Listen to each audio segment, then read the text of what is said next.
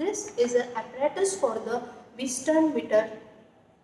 In that case, we have to find out the unknown resistance. This is the unknown resistance wire connected in between these two terminals, and we have to find out the unknown resistance of this wire.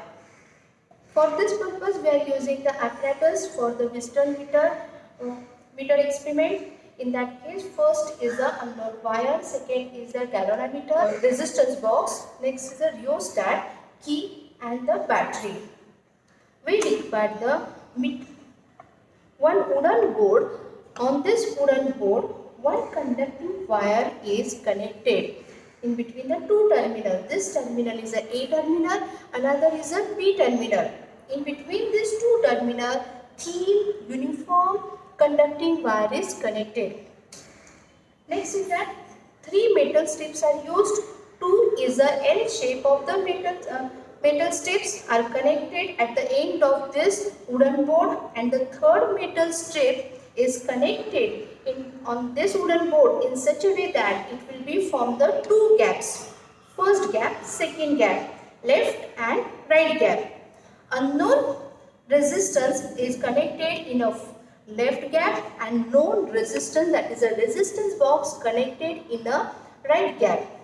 Galvanometer is connected in between the middle point, means center point C point is there, which is connected to the galvanometer. Next terminal of galvanometer connected to the jockey. This jockey will slide on this conducting wire and it will be find out the D point. Next is that A to B terminal. A to B terminal, we are giving the supply for it, that's why we are using the battery. Next is a key and next is a rheostat. Positive terminal of battery connected to the A terminal, negative terminal connected to the key, and key terminal is connected to the rheostat, and rheostat connected to the B terminal. Next is that when we insert the key of it and then remove the suitable key from the resistance box and then connect to the jockey is connected to the A terminal, galvanometer shows the one side deflection, and then connected to the B terminal, galvanometer shows the opposite side deflection. For this, use the rheostat to adjust the full scale deflection. Next is that adjust the resistance value from this resistance box, remove one by one key and then touch this jockey to the different point of this wire, and then at the middle point, if it shows the zero deflection, when galvanometer shows the zero deflection, that point is called as a null point, and here we taken as a D notation for it, null point. Now if you see that there is a one scale is attached on this wooden board.